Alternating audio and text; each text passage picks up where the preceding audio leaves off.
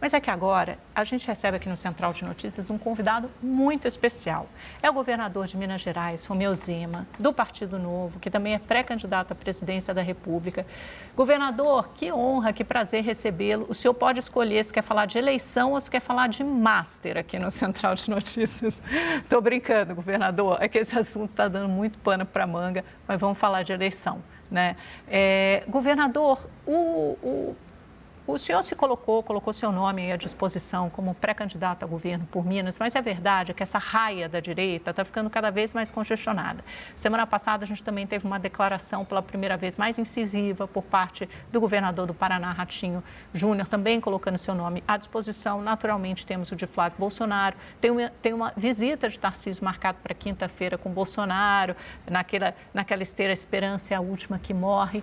Afinal de contas, o senhor acredita que nesse primeiro turno será um cenário fragmentado da direita ou, como preconizou o Flávio Bolsonaro num vídeo divulgado pelas redes sociais, essa união da direita pode acontecer e acontecer logo de cara? Boa tarde mais uma vez. Boa tarde, Amanda. Boa tarde a todos que nos acompanham. Um grande prazer estar com você. Amanda, nós temos de analisar a coisa de maneira muito realista, muito técnica, essa questão da direita no primeiro turno nas eleições presidenciais. Eu estive com o presidente Bolsonaro há cerca de 6 meses atrás. Ele próprio é um advogado, e eu concordo com ele, de que quanto mais candidatos a direita tiver no primeiro turno, Amanda, mais forte a direita fica. E faz todo sentido. Um número maior de candidatos significa, eleitoralmente, um maior número de votos. E o que é importante, Amanda, é nós estarmos juntos, sim, no segundo turno. E a direita demonstra que tem bons nomes, governadores bem avaliados, e isso fortalece a mesma no primeiro turno. E no segundo turno, eu já disse, eu apoiarei o candidato que estiver contra o PT. E espero também que os demais façam o mesmo com relação ao meu nome. Isso, inclusive, demonstra também que a direita tem ótimos nomes, coisa que não acontece com a esquerda, que tem o mesmo nome há mais de 40 anos. Então, quem analisa eleições com mais profundidade vai perceber que a direita não está rachada, não está dividida, está sim caminhando muito bem com diversos nomes. Governador, os nossos analistas, César Feitosa e Marcela Matos, também participam dessa entrevista. Vamos começar pela pergunta do César, que está aqui do meu lado. Governador, boa tarde, obrigado pela entrevista. Queria saber da sua visão sobre esses últimos acontecimentos relacionados ao ex-presidente Jair Bolsonaro. A gente noticiou que a Michele Bolsonaro e Tarcísio conversaram, um por telefone, outro presencialmente, com o ministro Alexandre de Moraes, solicitando a prisão domiciliar humanitária e conseguindo uma decisão favorável que dá melhores condições para Bolsonaro agora na Papudinha. O senhor vê com bons olhos essa aproximação de Michele, Tarcísio com o ministro do Supremo Tribunal Federal, que é visto por muitos bolsonaristas, inclusive, como um inimigo de Jair Bolsonaro? Vejo sim, César. Diálogo nunca é demais e eu, como mineiro, posso me gabar disso, né? Nós gostamos de dialogar, acho que uma boa conversa costuma ser a solução de muitos problemas sérios, grandes. E no Brasil me parece que está faltando essa disposição de dialogar. Nós temos hoje um Supremo, um governo de esquerda, os dois claramente, que me parece estão muito mais preocupados em conduzir uma perseguição aos seus opositores do que em governar um país. Está claríssimo.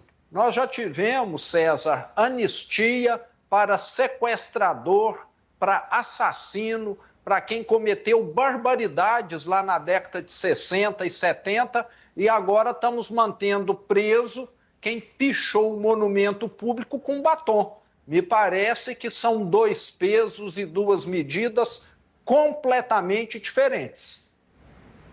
Governadora Marcela Matos também participa dessa roda de perguntas. Boa tarde, governador. A minha dúvida é a seguinte: o seu nome já foi cotado aí não apenas para a presidência da República, mas para uma cadeira de vice ao lado de Flávio Bolsonaro. Eu gostaria que o senhor contasse para a gente esse bastidor, quem já o procurou para tratar desse assunto, como foram essas conversas e se há alguma chance de o senhor assumir uma candidatura na função de vice-presidente. Boa tarde, Marcela. Bom, Marcela, questão de 10, 15 dias atrás, o Ciro Nogueira cogitou o meu nome como vice, mas foi uma ideia dele, uma iniciativa dele, sem falar com Flávio, sem falar comigo. Eu fiquei muito honrado. Todo nome para ser vice-presidente demonstra que realmente você tem uma certa relevância, mas eu tenho a minha proposta, tenho a proposta do meu partido, que é o Novo. Já mostramos, Marcela, que em Minas Gerais estamos há 7 anos à frente do Estado, que aqui nós fizemos uma mudança muito grande. Minas Gerais era um estado que foi arrasado, arruinado pelo PT, e nós aqui, com uma gestão muito séria, fizemos uma reviravolta gigantesca.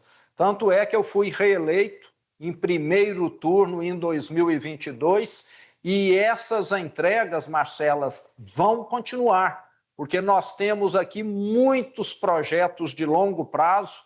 Eu saio do governo em breve, mas hospitais continuarão sendo entregues, rodovias continuarão sendo duplicadas, tudo isso com recurso previsto. E durante toda a minha vida, Marcelo, eu fui gestor no setor privado, mais de 30 anos, multipliquei o tamanho de uma empresa mais de 100 vezes e à frente do governo de Minas, estive aqui à frente de mais de 300 mil funcionários públicos, que, vale lembrar, não recebiam salário em dia, nem 13º na época do PT. E colocamos tudo normal aqui em Minas e hoje o Estado voltou a ter credibilidade. Já trouxemos para Minas Gerais mais de R$500 bilhão de investimento privado e criamos mais de 1 milhão de empregos com carteira assinada. Então, nós sabemos conduzir. Eu venho da iniciativa privada, sempre fiz gestão, montei equipes, cobrei metas e é isso que eu fiz a minha vida toda. E tenho certeza que estou muito bem preparado.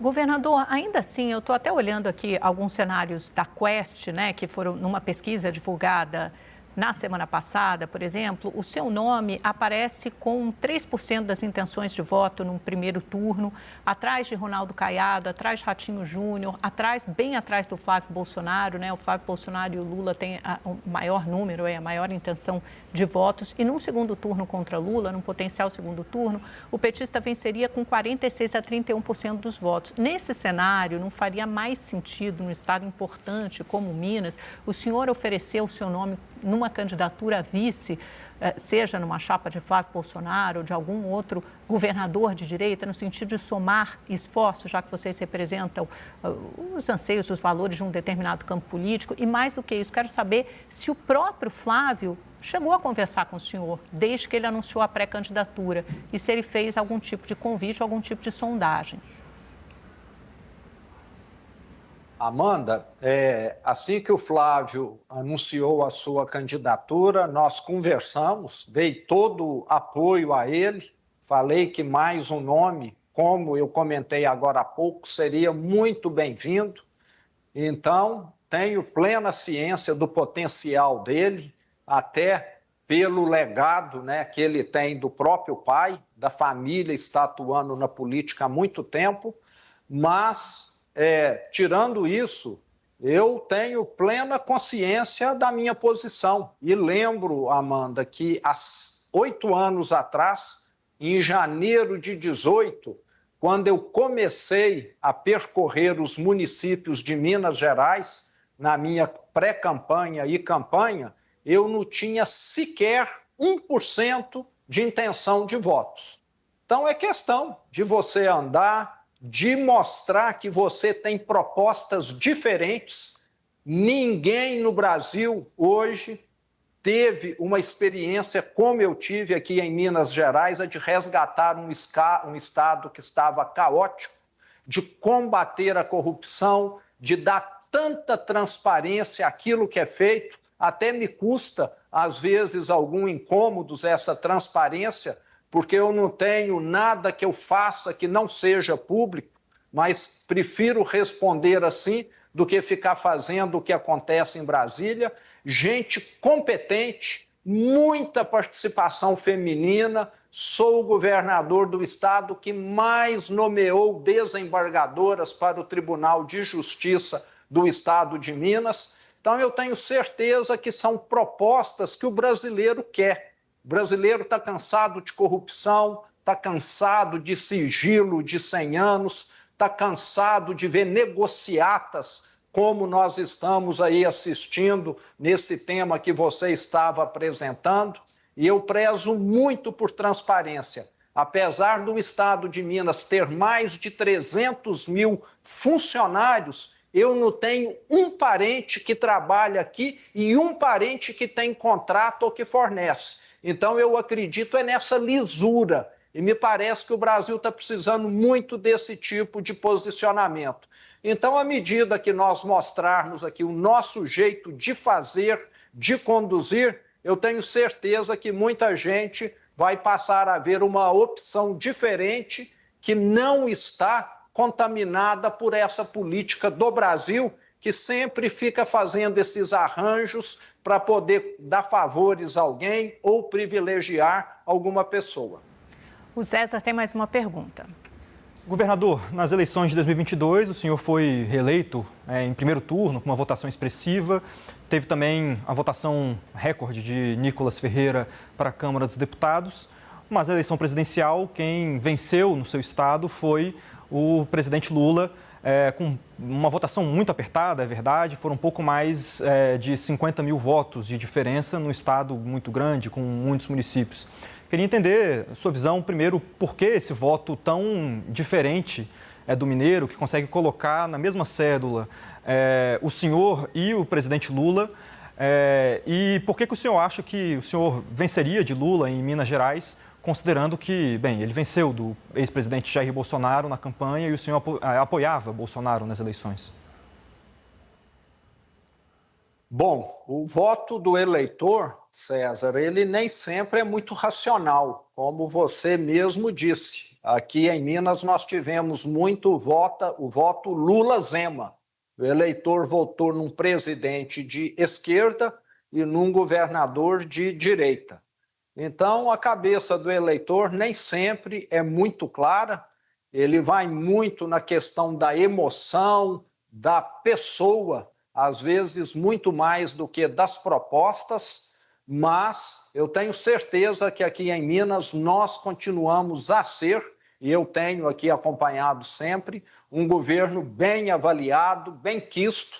Sou o governador que mais esteve em cidades na história de Minas Gerais, já fui a mais de 430 cidades diferentes, e todas as regiões do estado receberam investimentos tanto de infraestrutura como também do setor privado com novas empresas.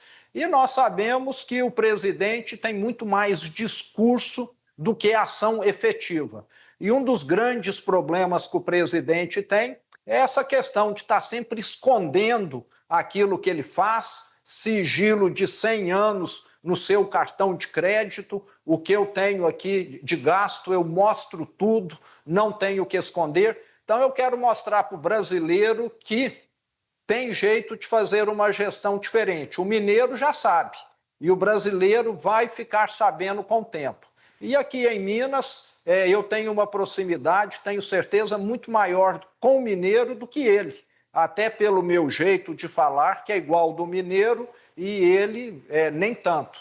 Então, estou muito confiante. É questão de, com o tempo, você ter condição de mostrar as suas propostas, aquilo que foi feito. Lembrando que aqui, dessa vez, nós não temos mais propostas, nós temos entregas. Então, é muito diferente. Um Estado que saiu de uma situação catastrófica e hoje cresce muito acima da média Brasil, gerando mais empregos, mais bem-estar para o seu povo.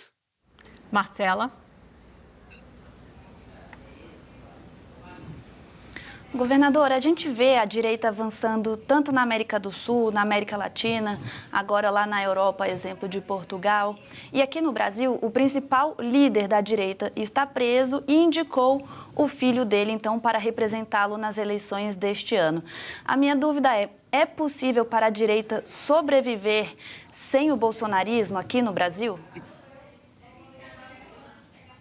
Marcela, o Bolsonaro foi quem resgatou, quem conduziu a direita há 8 anos atrás e tem já um grande legado.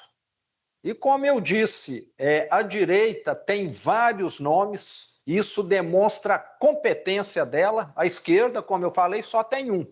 Então vejo que a direita vai avançar.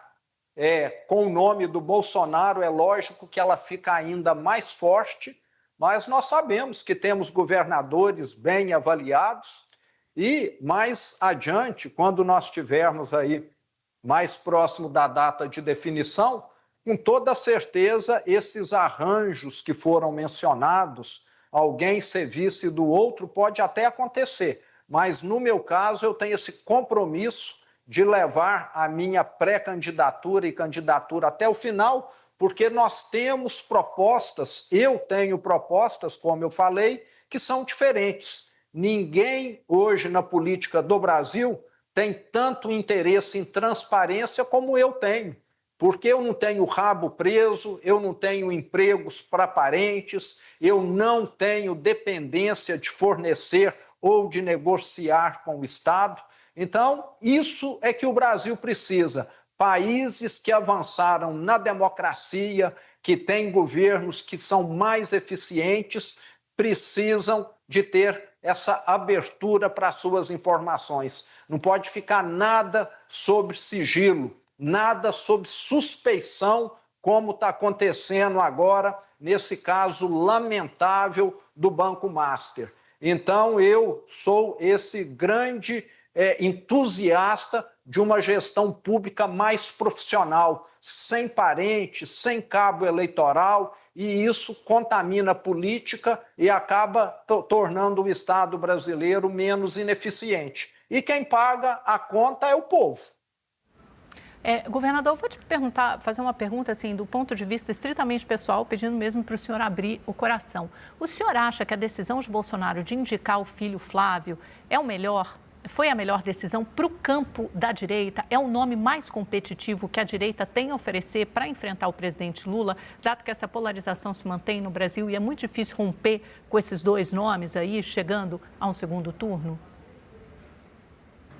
Bom, como político, como um líder, ele tem condição de estar indicando, orientando o seu partido para o nome que ele achar mais conveniente.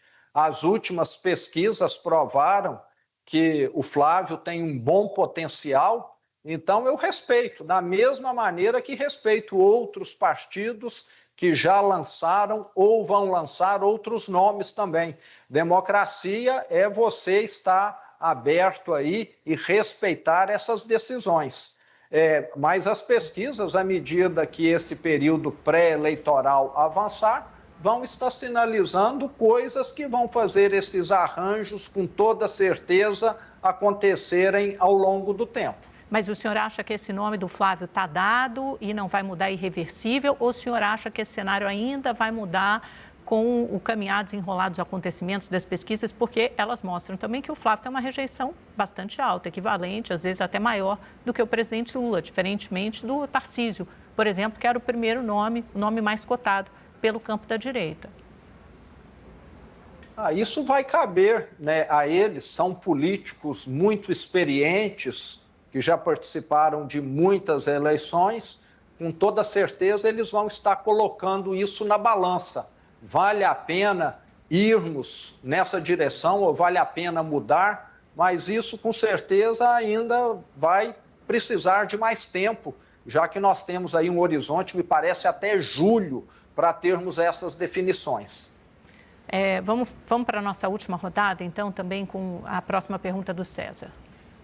Governador, o senhor falou que tem até julho para fazer essas definições, mas se Tarcísio de Freitas quiser concorrer à eleição, ele precisa deixar o cargo no governo de São Paulo ainda em abril.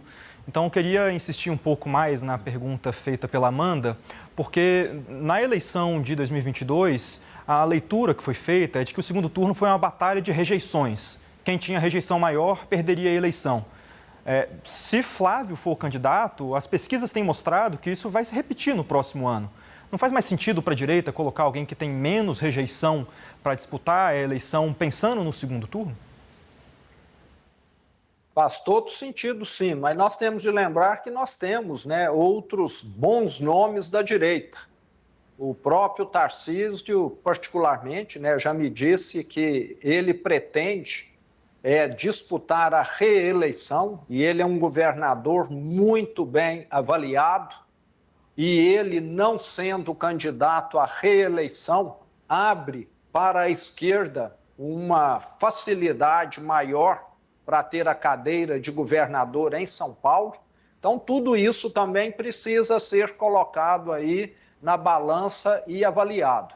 E nós temos de dizer aqui bem claro, a direita tem meu nome, tem Ratinho, tem Caiado, então não estamos falando só dele. Sei que por ser o governador do estado mais populoso, mais economicamente relevante do Brasil, ele tem uma visibilidade muito maior e tem também um governo muito bem avaliado. Mas é uma decisão que vai caber a ele, ao seu partido, tomar agora até o dia 4 de abril. No dia 5 de abril, nós já vamos ter, vamos dizer, algumas definições que hoje ainda não temos. E dia 5 de abril está aí daqui a 80 dias aproximadamente. E de abril até julho, aí sim, é que nós vamos ver quem vai estar encaixado em qual cargo. E a última pergunta agora é da Marcela.